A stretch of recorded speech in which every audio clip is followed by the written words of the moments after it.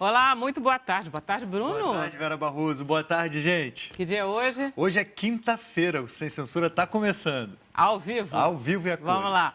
No Sem Censura de hoje, nós vamos tirar dúvidas sobre o imposto de renda. Podem mandar as suas dúvidas.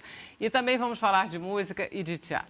Bom, nossos convidados são Leônidas Quaresma, que é auditor fiscal da Receita Federal, e ele vai tirar as suas dúvidas, as minhas, as de todos nós aqui, sobre o imposto de renda de 2019. Gente, está chegando no limite. Está acabando. E o pior é que tem muita gente que não entregou, né, não? Não, historicamente, 30% deixa para entregar nos 3 últimos dias, por incrível que pareça. Eu diria que as pessoas gostam de correr risco. Não, e é risco mesmo porque engarrafa. Se tem uma coisa que engarrafa, é... Não, com certeza a internet tem toda a chance de dar errado. A Receita se prepara para receber centenas de milhares de pessoas simultaneamente. Só que o seu provedor talvez não se prepare para tanto. Então, na hora que você vai mandar, a internet não funciona, você está no sal. Quanto tempo? Eu faço parte desses 30% que deixa para a última hora. Há quanto tempo o senhor diz isso? Essa frase?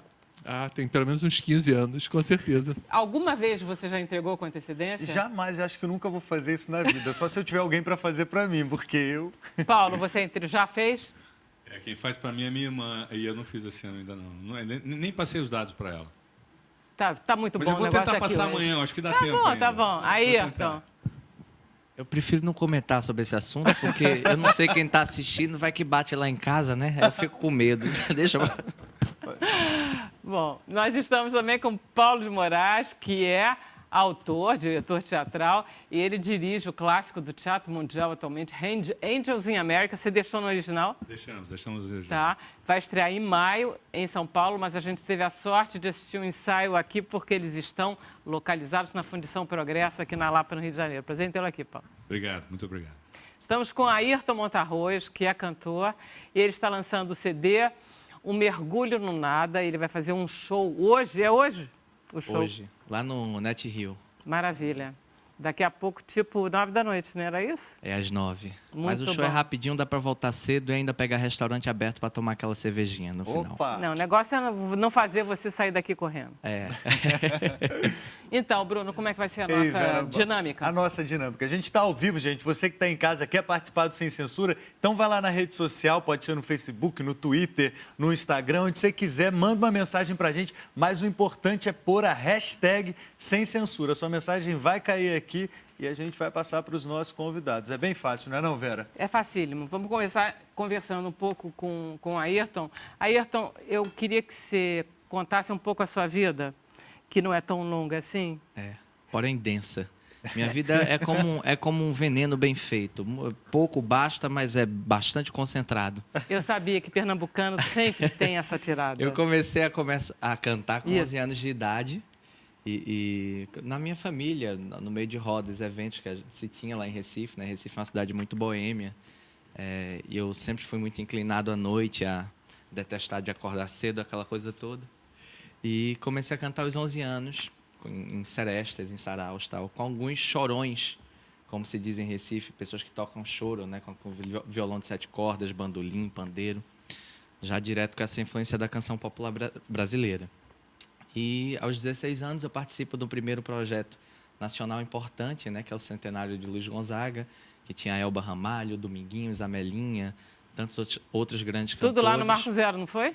Esse CD, na verdade foi um CD, né, que a Lua Music fez, que era uma gravadora que não existe mais, lá de São Paulo, me convidou.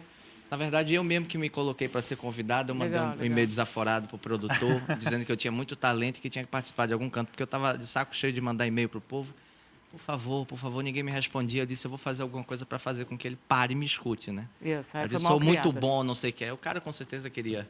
Peraí, eu vou ouvir para poder botar ele no lugar dele. É arretado. Aí ele ouviu e me chamou, e hoje é meu produtor até hoje. Que ótimo, que ótimo. O Thiago. E aí, a partir dos 16 anos, com 17, eu gravei em outro especial também produzido pelo Thiago e da Lua Music, né? O Erivelto Martins. Esse foi indicado ao Grammy Latino. Então, com 18 anos, eu recebi esse convite na minha casa. Não pude ir porque não tinha visto, não tinha nem carteira de identidade, não tinha dinheiro e não sei falar inglês. Até hoje não sei. Então não fui. E com 20 anos eu participei do Mas você ainda não pode vai, dizer, não vai? né? Você vai aprender inglês, vai tirar passaporte? Eu hoje escuto inglês muito bem porque eu assisto muito filme legendado e ouço muita música e tem alguns livros que eu leio que não tem tradução para português. E aí eu fico tentando ler. Mas não tenho pretensão de ir aos Estados Unidos agora, não. Eu queria evitar ir o máximo possível. Mas... E aos 20 anos entrei num programa, que eu não sei se eu posso falar aqui o nome do programa. Pode falar com todas as Entrei no letras. The Voice Brasil Isso. e participei de forma muito louca. Pensei que ia sair na primeira semana, porque cantando música popular brasileira, eu achei que ninguém ia votar em mim. Mas aí o povo foi tão louco quanto eu, votou em mim. E aí eu fui segundo lugar do The Voice. Aos 2017 lanço meu primeiro disco, com patrocínio de uma empresa pernambucana, da Copergás, graças a Deus, porque sem eles não sairia. Mais uma vez por falta de dinheiro. E agora estou lançando meu segundo disco, que saiu agora pela Quarup, né, que é uma gravadora tão histórica, tão importante para a história da música popular, que tem um acervo gigante, Isso. que chama-se Um Mergulho no Nada. Esse nome é um fragmento de uma canção de Capiba e do Delcio Carvalho. E olha só, eu vi na internet, porque isso foi um show que você gravou ao vivo. Quer dizer, o CD inteiro é o show. Como é que você fez? É um CD de voz e violão ao vivo. É uma coisa meio... isso é maluquice sempre do meu produtor, né? O Thiago é muito doido. Ele falou para mim, ele disse, olha, vamos gravar esse show de voz e violão ao vivo. Eu fiquei com muito medo, porque eu sou bem perfeccionista. Eu achei que ao vivo iria poder ter muitos problemas, os quais eu não podia corrigir e tal. Porque ao vivo não dá para corrigir, né? Vaza do microfone para o violão, do violão também não tem como você mexer. Mas ficou bom. Ficou bom, não? Ficou lindo. Ah, muito obrigado. E visualmente ele é bonito, ele é simples, o Edmilson... Eu até achei que era você cantando, porque eu olhei assim, porque o Edmilson até parece mais. Todo mundo acha que quando me ouve cantando, pensa que eu sou uma pessoa mais velha. Nada, não quer dizer nada a ver, viu, Edmilson? É porque eu sou muito novo, o problema está comigo. Qual que é a sua idade? Eu tenho 23, vou fazer 24 agora em junho, Ah, canceriano. Parece 25. Ai, obrigado por isso. Eu, às vezes, tenho que dar carteira de identidade quando eu vou comprar cerveja. No mesmo Pão de Açúcar que eu compro sempre. Eu chego, a menina sempre me pede. Eu digo, minha filha, eu venho aqui toda semana. Agora, a gente estava conversando outro dia com o Moussa Shebab sobre você. E ele estava dizendo, quem é que vai no Sem Censura hoje? Vai o Ayrton Montalvo. Você disse, esse menino tem uma voz tão bonita. Eu digo, pois é. E ele disse, pois é uma coisa extraordinária. Ele é um cantor que está aparecendo porque a gente tem poucos cantores no Brasil. Você acha isso? Eu acho, infelizmente, eu fico triste por isso. Eu queria ter mais colegas assim, que eu pudesse ter ódio quando saísse aquele disco lindo. Meu Deus, porque eu não fiz esse disco.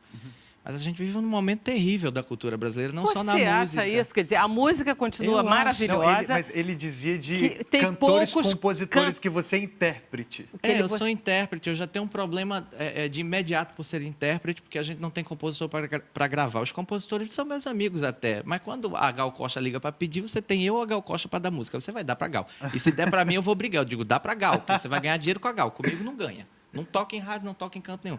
A gente não tem programa. Calma, Ayrton. Vai dar para todo mundo. A gente não tem programa. Olha, esse programa aqui é um dos poucos. É verdade. O pessoal... os espaços são terríveis. O pessoal, a gente vai na televisão, qual é a música alegre que tem para cantar? Mas isso aqui é muito lento, o horário não permite, o público não entende. Tratam, às vezes, as pessoas como se fossem macacos, assim, tirando por menos. Mas olha só, você é muito novo, você tem uma carreira relativamente recente, você está fazendo muito sucesso, está dando muito certo, o seu talento está sendo muito reconhecido. Então, para de reclamar. Não, eu não reclamo. Eu tenho uma visão muito pessimista do mundo. Eu sou como a Raquel de Queiroz nesse sentido. Ela também era uma escritora muito pessimista, né? Apesar de não ser escritor. Eu admiro muito isso, né? Ela dizia assim, olha, quando eu tenho uma notícia ruim, eu já esperava por ela, e algo bom me alegra de uma maneira, porque é o inusitado. Comigo é igual, mas eu tenho uma tristeza com a coisa que está sendo levada à cultura brasileira, porque a gente tem uma inclinação a padrões da coisa do colonizador, e ficar olhando sempre... Você pode perceber que qualquer coisa que seja latina é tida como vulgar, é tida como brega, cafona. Os cantores latinos sempre foram tomados com isso. O brasileiro não se considera latino. As pessoas não conhecem mais Dorival Caymmi, as pessoas não conhecem Chico Buarque. Sim, Ayrton. Vamos lá, eu vou mostrar que você está aí para provar tudo que você não está dizendo. Eu quero estar errado, Mas está, porque eu presinto que não. O que você vai cantar? Eu vou cantar Tom Jobim, Brigas Nunca Mais, para abrir o programa. Mas você vai cantar o Você também, não vai? Depois... Vou cantar o Você para você, inclusive. Muito obrigada, porque eu pedi.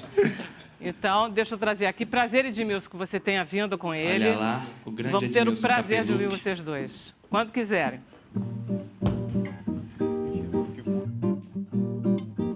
Chegou, sorriu, venceu, depois chorou. Então fui eu quem consolou sua tristeza, na certeza de que o amor tem dessas fases mais, que é bom para fazer as pazes mais.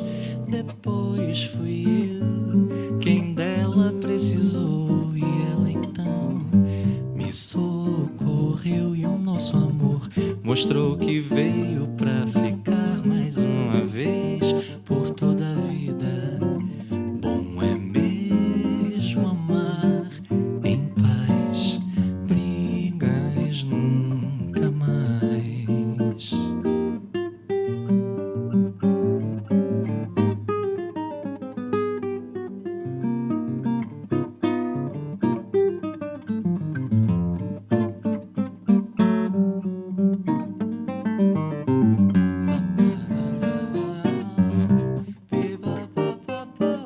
Chegou, sorriu, venceu, depois chorou. Então fui eu quem consolou sua tristeza, na certeza de que o amor tem dessas fases mais, que é bom para fazer as pazes mais. Depois fui eu quem dela precisou, e ela então me socorreu, e o nosso amor mostrou que veio pra ficar mais uma vez por toda a vida.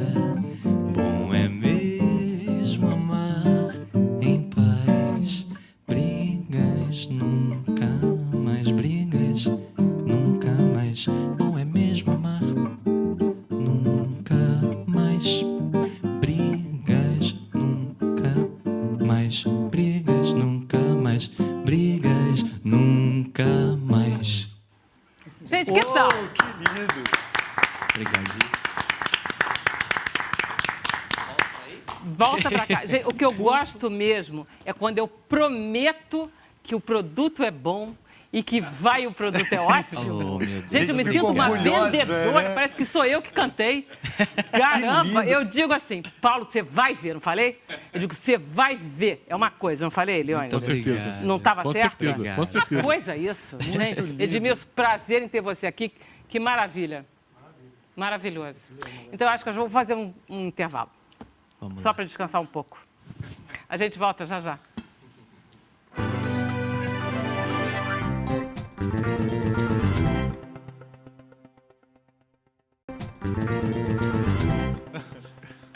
Então, estamos de volta. Bruno Barros. Olha aí, Vera Barroso, você que está em casa conhece o Rio de Janeiro, Copacabana, Ipanema, Aterro, Lapa, mas tem um lugar da cidade maravilhosa que eu aposto que você não conhece e nunca deve ter ouvido falar. A TV Brasil visitou a Ilha Rasa, que possui um farol construído na época de Dom João VI. Além das belas paisagens, o episódio da série Faróis do Brasil traz muita história e conhecimento sobre este monumento, que já foi palco de filme do rei Roberto Carlos, inspiração para poetas e músicos como Carlos Drummond de Andrade e Edu Lobo. É hoje, às 10 da noite, aqui na TV Brasil, e agora você vai ficar com um trechinho desse programa que é bem legal. Rodou.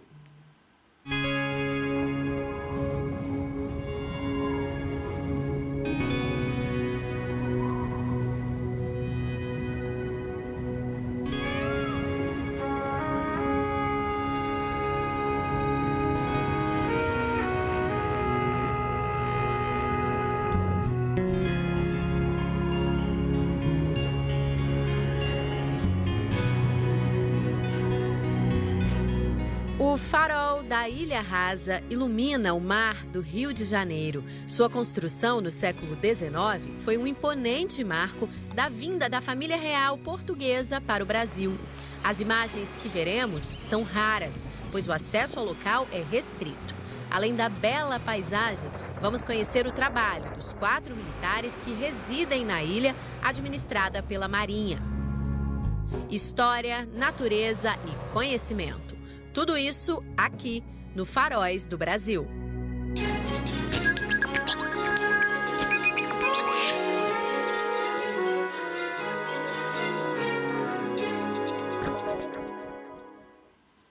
Incrível, né? É lindo esse programa, Bruno. É uma Não, linda ideia. Você conhecia o Farol da Ilha Rasa, Com porque eu certeza. nunca tinha ouvido falar. A gente passa todo dia por ali, Você nunca viu ele aceso? nunca. Uma coisa interessante. É eu muito queria bonito, ter é muito bonito. É uma ilha muito pequena. É. É muito interessante, porque Muito. os faroleiros ficam lá, né? Não, Ficam. E eles têm utilidade até hoje, época tecnológica, com tudo aí de GPS, eles continuam lá com uma importância magnífica. É hoje às 10 horas. Maravilha. Vou ver. Você conhece, Leônidas? Não conheço, não. Então você Apesar devia, em vez de ficar torturando as pessoas, extorquindo dinheiro Não, dela. eu não torturo, não. Que isso? Não, Sei. de jeito Estou nenhum. brincando com você, que você sabe que eu considero você uma pessoa que transforma uma coisa, pelo menos você tenta, em transformar um dever numa coisa agradável, porque você acha que é simplíssimo. Com certeza, eu tenho um certo orgulho de ver como a Receita evoluiu no sentido de facilitar a vida dos contribuintes. Até o relacionamento melhorou muito. Antigamente, e eu posso até dizer isso porque já passou, o contribuinte caía na malha e, digamos, a gente era proibido de dizer por que ele estava na malha. Porque a ideia era pegá-lo e aplicar multa e coisa e tal. Atualmente, não. O contribuinte cair na malha, a gente diz exatamente por que caiu, o que ele tem que fazer. A ideia não é penalizar ninguém, é simplesmente fazê-lo cumprir a obrigação.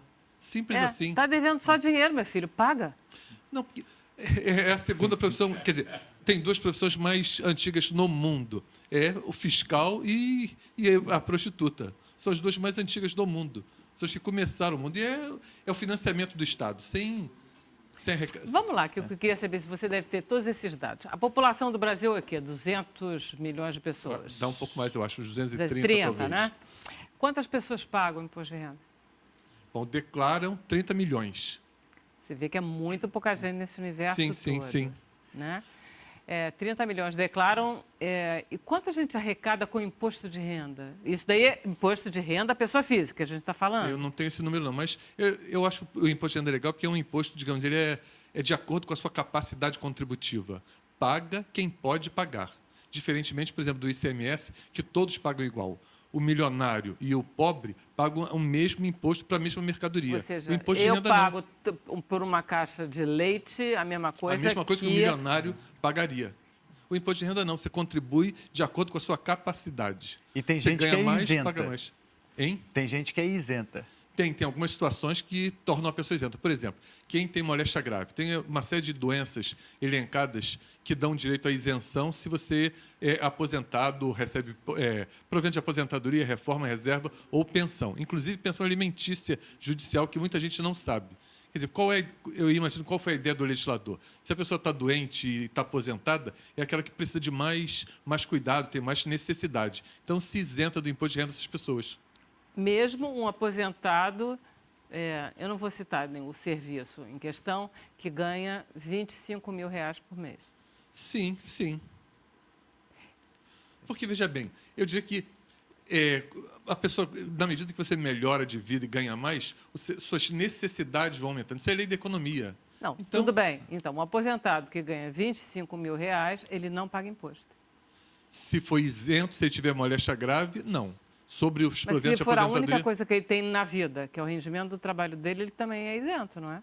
Não. O aposentado que só ele tem uma fonte de renda não é isento? Não. Existe, todos nós Independentemente do temos valor uma que faixa ele de receba. isenção, que é quase R$2.000, 1903,98. Tá. O aposentado maior de 65 anos, ele tem direito a 2 vezes isso. Tá. Então, digamos, em números redondos, todos nós, se ganharmos até R$2.000, estamos isentos. Os aposentados maiores de 65 anos estão isentos se ganharem até R$4.000. Entendi. Então, tá. Então, para ser isento, tem que declarar assim mesmo? Tem algumas condições de obrigatoriedade. Quem ganha como rendimento tributável mais do que R$ 28.600 hoje tem que declarar. Por Ou ano. seja, salários e rendas são Trabalhos, tributáveis. aluguel. Tudo isso é tributável. Sim. Se eu tiver, evidentemente, 5 quilos de diamantes dentro da minha casa, eu não preciso declarar. Você não paga porque bem não paga imposto de renda. O rendimento... É verdade isso, porque, por é. exemplo, eu tenho um carro que eu comprei por R$30 mil, eu continuo declarando ele por R$30 mil quando ele não vale nem mais 5, e eu não paguei nunca nada e nem pagarei Sim, nunca nada. se você, por exemplo, receber uma herança de R$10 milhões, Sim. herança, rendimento isento, você não vai pagar nada além por isso. Se você, digamos, alugar esse imóvel que você ganhou de 10 milhões de reais, aí você vai ter renda, aí você vai pagar sobre a renda, mas sobre o bem não se paga. Se eu puser na poupança, eu não declaro. Se puser na poupança, ele vai render o rendimento da poupança, rendimento isento. Poupança é um dos poucos, digamos, ativos, rendimentos que são isentos. Se você fizer uma aplicação financeira outra, um CDB, por exemplo, uma renda fixa, aí você vai pagar sobre o rendimento, não sobre o principal. Tá. O imposto de renda é interessante, se você pensar, muito interessante. Você gosta, né? Eu gosto.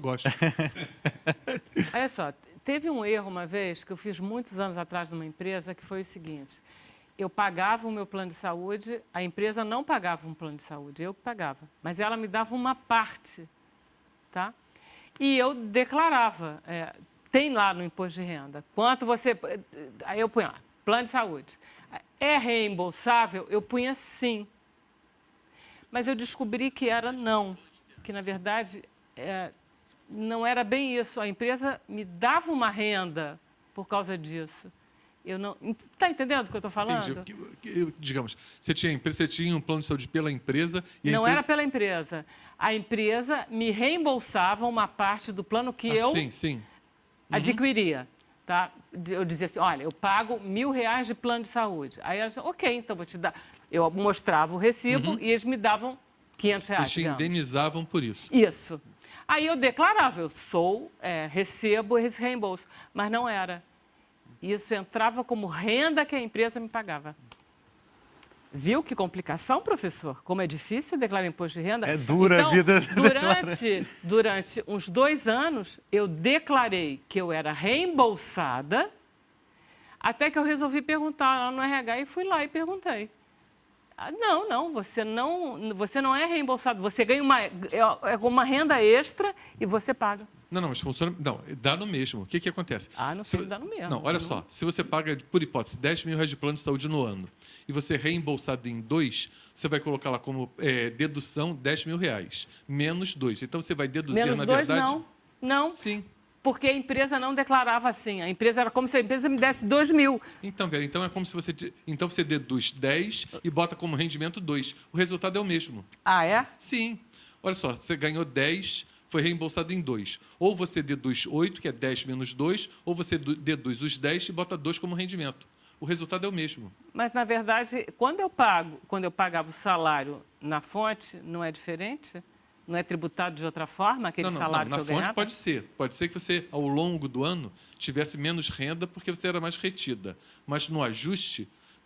Que essa declaração anual que a gente entrega em abril, que é o ajuste, que o imposto de renda ele é mensal. Você tem que apurar o imposto todo mês. Só que... Eu já sofro tanto, uma vez por ano. Então, não, por isso que se simplifica. Cobra-se... Por isso que a declaração é chamada declaração anual de ajuste. Tá. Se você pagar o devido todo mês, nem mais nem menos, você não vai ter nada para pagar no final. Se você pagou de mais, você vai ter restituição. Se você pagou de menos, vai ter uma complementação do que você deve. Por isso chama-se de declaração de ajuste. Então, uma coisa que eu adoro no imposto de renda, você não sei se que você faz, você que faz. Eu faço, meu, claro, mas também não é tão sofrimento. complicado. Que é aquele negócio do imposto completo e o imposto simplificado. Isso eu adoro. Você já viu isso? Ai, é muito bacana. Porque embaixo ele fica calculando sozinho. Isso é que é gostoso. Então, porque aí honesto, você vê lá, o programa você escolhe, você não precisa escolher. Eu quero declarar o simplificado. Ele diz assim, é muito mais vantajoso você fazer a declaração simplificada. É muito mais bacana você fazer a declaração completa. E ele te mostra, olha, se você fizer a simplificada, você paga tanto, mas se você, ou ganha tanto, recebe tanto. Entendeu? É muito legal. O imposto de renda como se ele te tratasse bem. Ele é honesto, ele trata você honesto. Não é um leão, é um cachorrinho, é um shih tzu. É sério, ele não engana você. A ideia é não enganar o contribuinte, é fazer com que ele pague o que é justo, o que é devido, nem mais nem menos. Leônidas, tem pergunta aqui de telespectador. Leônidas, nesses últimos dias que restam antes de fazer a declaração ao querido Leão, quais são os principais cuidados que as pessoas precisam ter nesse deadline, assim dizendo? Bom, eu tenho 2 coisas que as pessoas estão se atropelando e às vezes até perdem o prazo. São 2 coisas super importantes. Primeiro é o número do recibo. Não precisa botar o número do recibo na declaração, na original. Tem gente que perde o prazo procurando o número do recibo, perde tempo de ir à Receita, não precisa. Simplesmente deixa em branco. Não inventa número. Lá onde está o número do recibo, deixa em branco, você vai transmitir tranquilamente. Outra coisa que esse ano está pegando muito, o que acontece? a Receita quer sempre ter o seu endereço atualizado.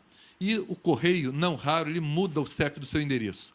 Então, você tem o seu endereço há 50 anos, você sempre morou naquele endereço, sempre usou um determinado CEP. E o correio vai e muda o CEP. Em vez de 000, no final bota 001. Quando ele faz essa mudança, você bota lá o seu endereço, a Receita vê que aquela sua rua não é aquele CEP. E aí isso dá uma inconsistência na hora de entregar a declaração, ele não consegue entregar porque diz, seu endereço está diferente da base CPF. E as pessoas estão se atrapalhando, achando que, não, mas eu sempre morei nesse endereço. Então, qual é a dica? Vá lá na declaração, lá tem consulta CEP. Clica no Consulta CEP, pesquisa no site do Correio o CEP correto, marca a alteração de endereço, ainda que você não tenha mudado de endereço, mas o CEP mudou. Então, para a Receita, você mudou de endereço. Marca a alteração de endereço, bota o CEP correto e a declaração vai passar. Eu já vi muita gente apavorada porque não consegue mandar a declaração por conta disso. Então, não é possível, eu não mudei de endereço, sempre morei aqui, mas o CEP mudou. Porque parece simples, mas quando você está fazendo, eu que faço todo ano, eu digo, como é que é? A gente bate todos os números, mas não bate a vírgula, põe ponto, não põe ponto, tudo vira um problema. E nem sempre tudo dá certo. E aí, quando você passa para o próximo ponto, aparece pendências, vermelho, e aí você diz, pronto, eu fiz alguma coisa errada. E aí você fica desesperado. E às vezes, quando você descobre que está faltando um documento, você está lá na hora... Esqueci de pegar a declaração do Banco do Brasil para a poupança, porque não dá para nada, porque a poupança, você é isento. Você tem que apresentar a porcaria do papel, né? Tem um conselho para esse momento ou não? Não, se você, especialmente nesse momento final, se você sentiu que faltou alguma coisa e está errado, para não ser penalizado, entregue a declaração, mesmo se sabendo que está faltando alguma coisa, e depois retifica. De repente, você entrega a declaração, descobriu na gaveta que tem 2 recibos lá. Não tenha medo de retificar.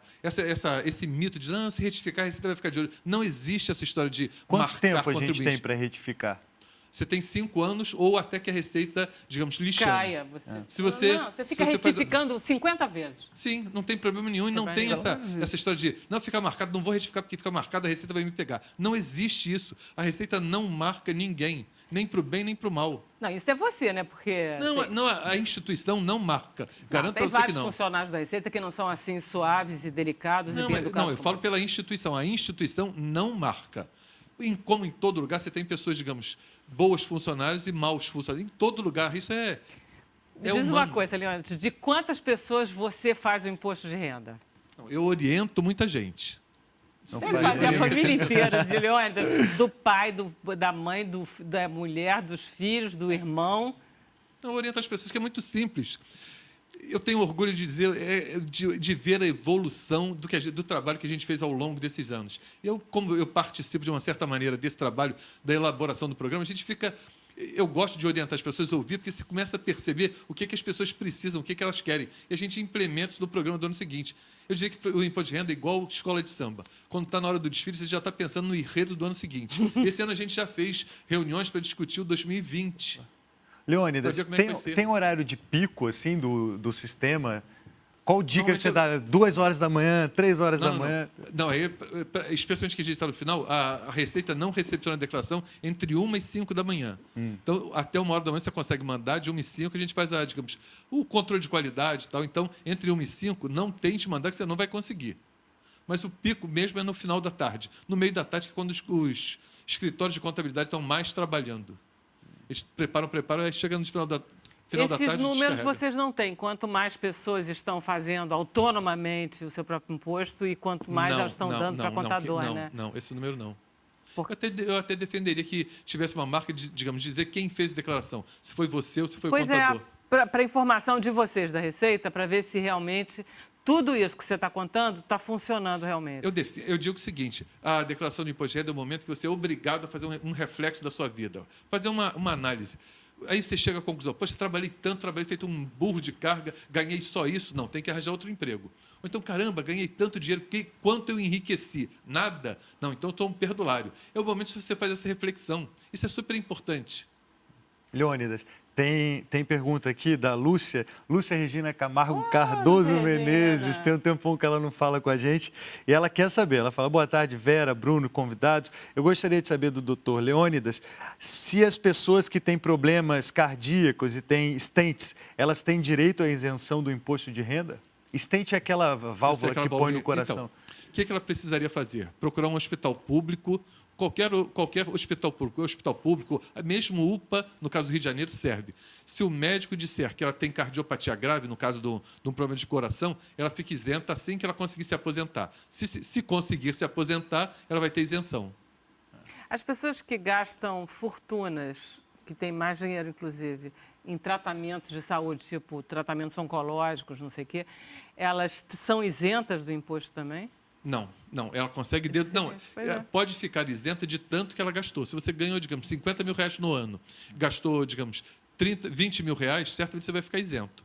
Porque você diminui do seu rendimento o gasto que você teve com saúde. Porque qual é a ideia? Saúde é uma obrigação do Estado. Obrigação. Se ele não consegue te prover essa obrigação, quer dizer, não consegue te satisfazer nisso, ele é obrigado a diminuir o seu rendimento, você pagar menos imposto, porque aquilo é uma obrigação que ele não está cumprindo. Então, se você é obrigado a bancar isso... Escola também? Escola também, só que escola chega a ser engraçado. Mas os nossos legisladores, digamos, eles dão direito à dedução de escola, mais ou menos se gasta numa mensalidade de uma escola mais ou menos. Não diria nem uma boa escola. R$ 3.600, quer dizer, é uma mensalidade hoje em dia. É, mais ou menos equivalente também para uma universidade particular. Sim. Né? Quais são os erros principais que as pessoas fazem? Eu acho que essa pergunta você já fez. Os erros principais é esquecimento de rendimento. É chamada omissão de rendimento. A pessoa tem 2 rendimentos e acaba esquecendo de um, ou então esquece do rendimento de um dependente. Ele tem um filho que estagiou ou trabalhou. Ele esquece de botar aquele rendimento do filho. E eu diria que, com certeza, mais de 90% das pessoas erram por não saberem, não é má fé. O brasileiro por definição, ele é honesto, ele não faz as coisas, digamos, para se fraudar, para se dar bem. O senhor estava falando que bem nenhum paga imposto. Então, eu posso, de repente, descobrir que eu tenho um bem, mas por que eu tenho que declarar? Para justificar. Imagine, a Receita se interessa no seu enriquecimento. Se você tem um bem, descobriu de repente que tem aquele bem e você lança aquele bem, como é que você conseguiu aquele bem? Imagine que de repente você achou lá na sua casa, sua mãe morreu, sua avó morreu, seus parentes morreram e esqueceram um diamante na gaveta. De repente você encontra aquele diamante, que vale 200 mil reais. Como é que você justifica que tinha aquele diamante de 200 mil reais? Se sua mãe, sua avó, seu ancestral não declarou aquele diamante para você justificar aquilo como herança, que é rendimento isento, a Receita vai presumir que você ganhou dinheiro de alguma outra forma, que você não demonstrou e comprou aquele diamante. Então, o que eu faço? Se a minha avó morreu e me deixou um diamante, o que eu faço? Você teria que correr atrás para saber se ela declarou esse diamante, se ela disse que tinha essa riqueza, para você ter herdado ele. Não declarou, perdeu. Eu não posso, de repente, declarar? Pode. Então, aí você paga o tributo sobre ele. Para a Receita não interessa a origem do seu dinheiro. Eu vou pagar um tributo? Vai. Mas você acabou de dizer que eu não tenho, que bem não paga tributo? Não, mas você enriqueceu. O imposto é sobre a disponibilidade financeira. Eu ganhei um anel de brilhantes. Achei o anel de brilhantes no fundo da gaveta da minha avó. Tudo bem. Aí eu ponho anel de brilhantes, porque eu sou obrigada a declarar joias acima de 5 mil reais, que eu descobri isso outro dia. Então, eu ponho lá. E ponho lá, anel de brilhantes. Então, você bota um anel de brilhantes. Você achou, não sabe quanto ele vale, bota lá R$1. Você não vai pagar nada. Não pode fazer isso? Ué, por que não pode? Porque ele não vale R$1. Eu posso inventar um preço? Ué, aquilo não lhe custou nada. Então eu ponho R$1. Bota R$1 porque não custa nada. Para não botar 0, você bota R$1 porque não custou nada. Tá. Aí você resolve vender esse anel, ok? Aí eu não conto para ninguém, né? Não. Então, você vendeu por 200 Pede reais. para receber em dinheiro. Então, pede para receber em cash. Então, se você vende, você oferiu rendimento, tá? Você teve um ganho nessa venda. De maior lucro, ganho, né? Aí então, sobre esse ganho você vai pagar. Porque você sobre oferiu o renda. Lucro que eu tive. Sobre o lucro, Entendi. E aí, tem pergunta aqui, Leônidas, as pessoas que moram no exterior, elas são obrigadas a contribuir no imposto de renda ou não? Não, de jeito nenhum. Quem não é residente, quem é não residente, só vai pagar imposto no Brasil sobre os rendimentos que tiver no Brasil. Por exemplo, Embaixador. Embaixador está a serviço do Brasil, ele não é considerado não residente. Ele é considerado residente, ele paga. Ele é considerado residente. Tá.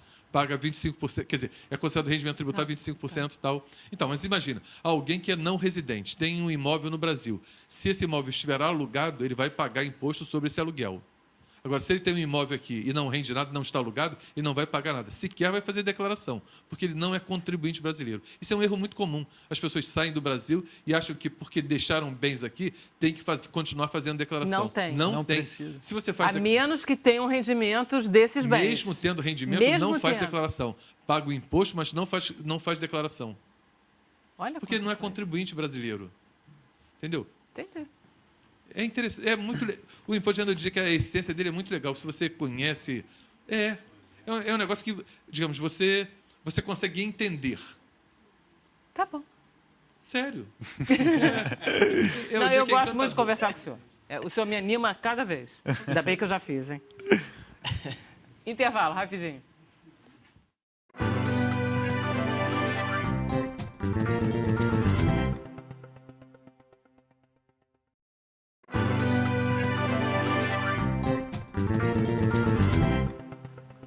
Estamos de volta ao vivo no Sem Censura. Ao vivo no Sem Censura. Eu já declarei o imposto de renda, não estou invejando vocês mesmo. Estou feliz da vida, Bruno. Eu vou ter que fazer o meu ainda. Você, aproveitar o Paulo tempo. e o Ayrton. Não, eu não falei nada ainda sobre isso.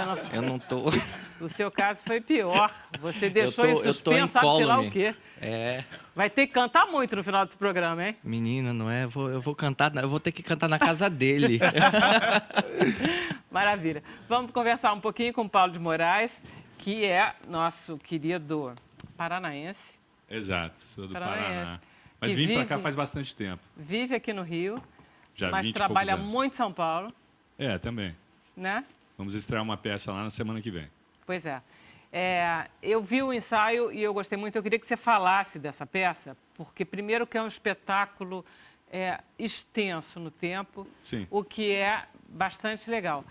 Você quer chamar a Carol agora? É melhor, Porque né? a Antes do Carol Paulo- está lá no Rio 2C, aquela feira. Sim. Então, eu tenho medo que a gente perca ela. Vamos Podemos? chamar ela, Vamos chamar por ela? favor, né? Obrigada, Paulo. Você é um amor. Chama ela. Carolzinha, o que você tem de novidade aí? Conta pra gente. Olha que linda essa imagem. Na sua cara! Aí, fala. Oi, Vera, tá me vendo aqui de amarelo? Oi, Bruno, tudo bem? Tô aqui no meio de uma batalha com alienígenas. Gente, alguém me ajuda a sair aqui desse mundo, tem que voltar pra realidade. Esse é o jogo The Last Squad, de uma empresa brasileira.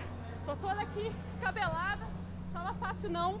Esse aqui é só um pouquinho do Rio 2C, a conferência de criatividade e inovação que está acontecendo no Rio de Janeiro. Vocês deram ideia? O mundo virtual é fogo, hein? É cansativo. E aqui, além de games, a gente tem várias novidades sobre o mundo do audiovisual, do cinema, da música, logística. Para saber um pouco mais, eu vou conversar com o Rafael Lazzarini, que é o organizador do evento. Rafael, obrigada por estar aqui com a gente. Boa noite. Primeiro, fala pra gente sobre a Rio 2C desse ano. Ela acontece todo ano, é a maior conferência de inovação e criatividade da América Latina. O que a gente tem de novidade esse ano? Olha, talvez a hashtag desse ano seja "tá tudo conectado", né? Essa é a nossa filosofia, assim. O objetivo é trazer pessoas de diferentes setores, né? Indústrias para dentro de um mesmo evento. A gente junta música, criatividade, inovação. E esse ano a gente trouxe também a neurociência. Então, a nossa nova área de conteúdo, que a gente chama de Brain Space, é dedicada ao estudo, né, do cérebro, da criatividade humana, como é que essa nossa engrenagem maravilhosa funciona, e está sendo um sucesso. Estava tendo uma palestra, acho que por agora, sobre meditação e inovação, como que essas duas coisas aparentemente contrárias, né? Porque na meditação você quer relaxar, é uma coisa tradicional, milenar, e a inovação quer ter novas ideias, pensar novas maneiras de fazer as coisas. Achei bastante bacana, é por essa linha mesmo, esse aspecto do Brain Space. Exatamente, e é por isso que a gente fala que está tudo conectado, né? Porque para você inovar, você precisa criar, né? Você tem que estimular a criatividade.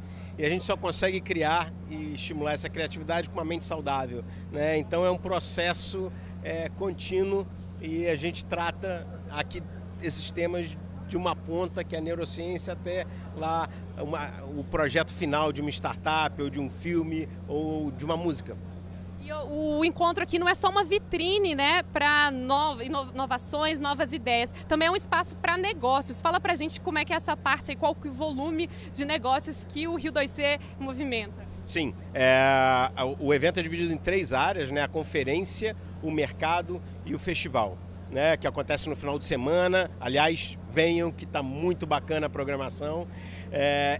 E o mercado é exatamente onde acontecem esses negócios, né? Rodadas de negócios e pitchings.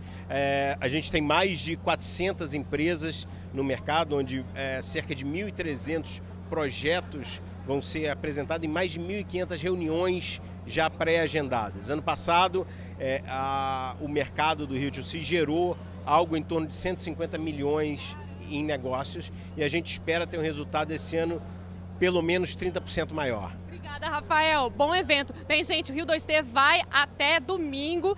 Vocês estão convidados, quem for do Rio aqui, vai ter festival de música, shows no final de semana. Vera, Bruno, é com vocês. Vou voltar lá para minha batalha. Tchau, tchau. Carol, você manda muito bem aí no 3D, hein? Gostei. Você gostou, Vera? Eu gosto, porque eu gosto dessa feira, porque ela começou com uma coisa muito de nicho, né? Toda essa coisa de criatividade mais ligada ao audiovisual. E ela está virando um festival, um evento. E no Rio de Janeiro. Que você se diverte. E no Rio de Janeiro, a gente tem falado tanto dos eventos que estão saindo do Rio de Janeiro e o Rio 2C, ou Rio 2C, fica aí como você quiser falar, é do Rio de Janeiro. É bem bacana. Foi ótima essa matéria, está muito linda. Então vamos voltar aqui com o Paulo, que está fazendo o oposto. Ele está levando para São Paulo uma coisa que você ficou ensaiando muito tempo aqui. Muito tempo, muito tempo. É um projeto que... Bem, eu trabalho junto com a Armazém Companhia de Teatro, né? E é um projeto que a gente já está com ele desde o início do ano passado. A gente está trabalhando em cima desse texto, que é um texto genial, de um americano chamado Tony Kushner. E que eu não sabia que você já tinha montado. Não. Não montou nem um pedacinho dele? Não, eu nunca tinha montado. Eu li que em 95 você tinha... Não, houve uma montagem no Brasil da primeira não foi você. peça. Não, Okay. Foi dirigida pelo Yakov Hillel, em São Paulo. Eu até assisti essa montagem, mas era uma montagem incompleta da obra, né? O Tony Kushner escreveu essa peça mais ou menos em 93, 94, e essa peça se tornou, sei lá, um dos maiores sucessos de dramaturgia dos últimos 50 anos, assim. É uma peça chamada Angels in America, mas ela é dividida em 2 partes. A primeira parte se chama O Milênio se Aproxima e a segunda parte se chama Perestroika. Então, a gente está montando essas 2 partes. Quer dizer, no total, quase 6 horas de teatro. Ele, quando escreveu, ele escreveu as 2 de cara e montou as 2? Não. Ele escreveu e descobriu, escrevendo, que iriam ser 2 peças. Tá. Ele estreou uma peça em 93 e a outra em 94. E aí Ele ganhou todos os prêmios do teatro americano como melhor peça do ano, com as 2, inclusive o Pulitzer. Pulitzer? Inclusive o Pulitzer. Então, é um texto reconhecido como sei lá, uma das grandes obras dos últimos Porque ele tempos, pega como época, uma época muito fundamental na nossa vida, que é a descoberta da AIDS e tudo que isso ocasionou em Nova York, inclusive, e no mundo. Ele trabalha... Quando me perguntam no que a peça fala... Eu tenho uma maior dificuldade de fazer uma coisa rápida sobre o que ela fala. Porque, imagina, é uma peça que dura 6 horas, com muitos personagens, com 8 protagonistas, 8 personagens que são realmente personagens centrais da narrativa. Cada um deles trazendo uma história e essa história sendo desenvolvida durante esse tempo. Porque é muito diferente. Numa peça convencional, a gente tem quase sempre uma peça com duração de 1h30. Mais ou menos isso. E a gente tem 1 ou 2 protagonistas que se desenvolve a história desses 2. E tem uma ação só. E os outros personagens, eles são coadjuvantes ou então eles são personagens episódicos, que servem muito mais para a narrativa do protagonista do que para qualquer outra coisa. Nessa peça, não. Na verdade, o protagonismo se arrasta para todo mundo.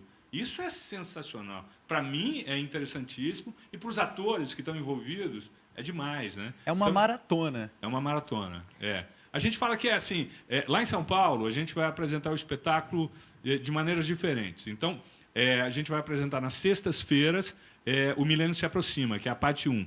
No sábado, a gente vai apresentar as 2 partes em sequência. O Milênio se Aproxima, tem um intervalo de 40 minutos e a gente faz a Perestroika. E no domingo, a gente apresenta só a Perestroika. Tá. Então, o que a gente está sugerindo para as pessoas? Ou seja, veja a peça na ordem que você quiser. Assista a primeira parte, depois a segunda. ou assista a segunda, depois a primeira, ou assista as duas em sequência. Não, ou começa assistindo uma, para quando você quiser, no segundo dia você assiste um pouco de ambas e aí acaba no terceiro, dá para você fazer. Tem uma coisa de um retrato de uma época que é muito impressionante, também tem isso. Você é um pouco transportado, porque tem vários... não é uma ação, né? Como se você olhasse de cima um pouco. Sim, acho que é bem isso. Não é? Eu acho que a gente... A peça, o que mais me encanta na peça, assim, é que a peça trabalha muito em dois níveis. Um nível que é um nível de construir uma certa realidade fantástica, né? Ou seja, o que tem na peça que é fantástico? Tem a aparição de um anjo que vem anunciar para um sujeito que ele acha que vai ser o profeta de uma nova era, que Deus abandonou o paraíso. Então, Deus abandonou os homens e os anjos, né? E que, para Deus voltar, os homens têm que fazer determinadas ações na Terra, que depois a história vai contar. Ô, Paulo, a gente tem um vídeo, Curioso, não é esse pedaço, ver. não. Vamos tentar ver um pedacinho, vamos ver o que é. Esse Você nem vídeo. sabe Vamos qual ver. é, né? Não, vamos ver lá. junto. Passa aí, Valdeci. Um anjo é apenas uma crença com asas e braços que podem carregar você. Esse é o preço de se perder as raízes. Doença do movimento. Só existe uma cura. AIDS é doença não sexual. Eu tenho câncer no fígado. Tudo bem. Seja o que for que você tenha, é muito sério e eu não tenho nada pra te receitar. O suspense. Nós somos adeptos do movimento. Auxiliares do fluxo. Dinheiro, cheque ou cartão de crédito. Escolha o seu destino. Rua 87, 244. Vem comigo até um quarto de hospital que eu te mostro a América. Terminal, maldosa, insana. Se você tentar sair pra andar agora, eu vou colocar o seu jantar de volta no forno, eu vou ligar no máximo, o prédio inteiro vai encher de fumaça e vai todo mundo morrer asfixiado. E eu juro por Deus que eu faço isso. Eu estou aguentando. Justiça. É imensidão. É a vastidão caótica. Justiça é Deus. A história está prestes a rachar ao meio. O milênio se aproxima.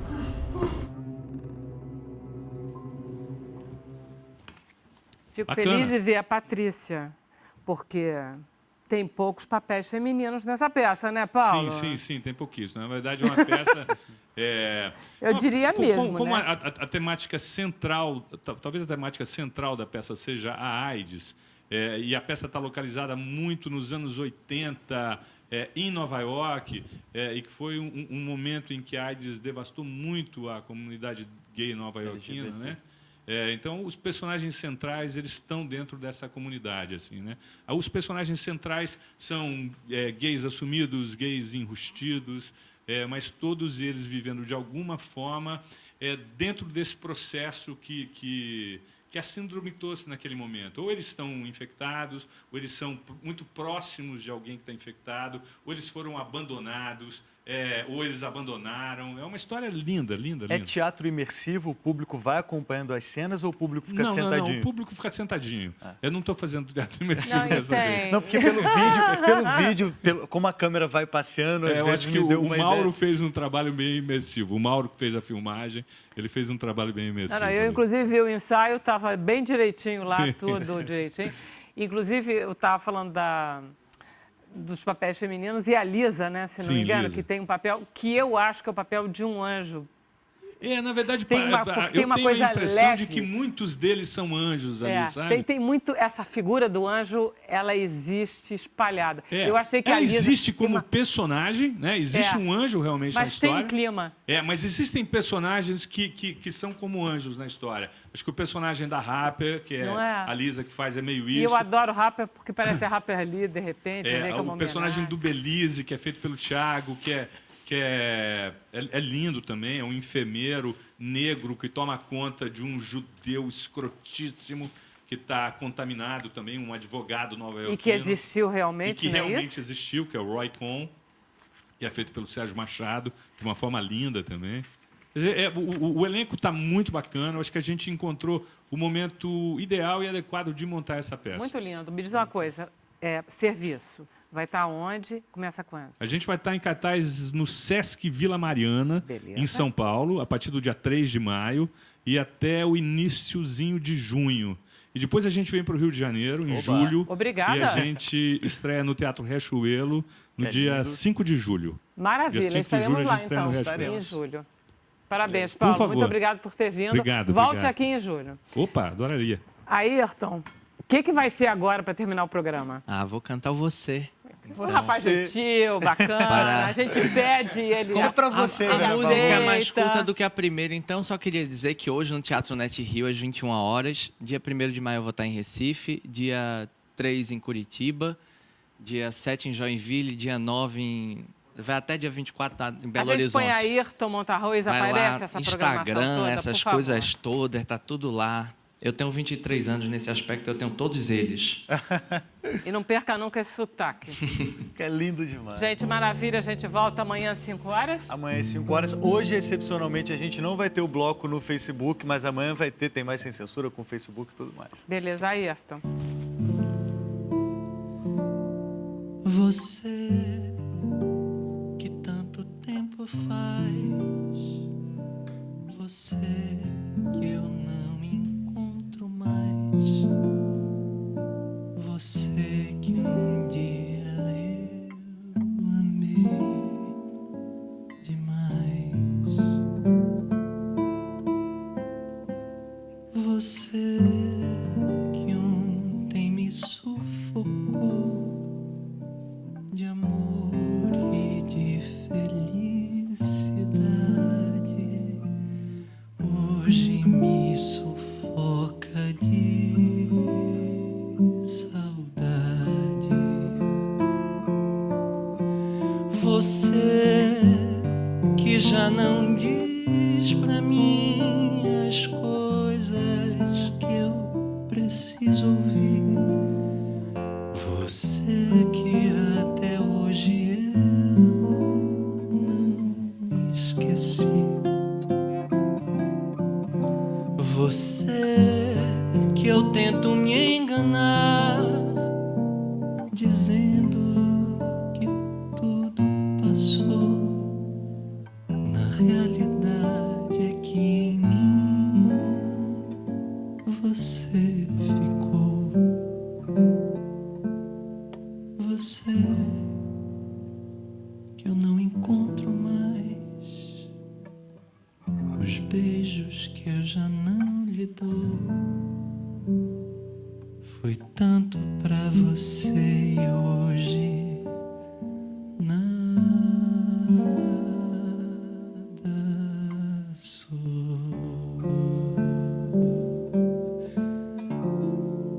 Você que eu tento me enganar, dizendo que tudo passou, na realidade é que em mim você ficou.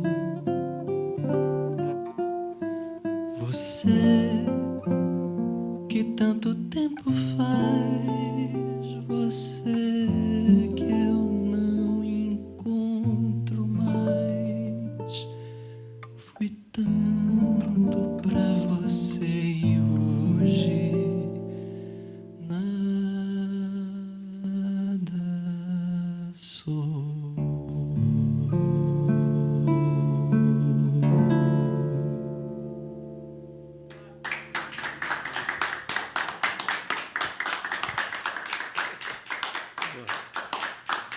Obrigado.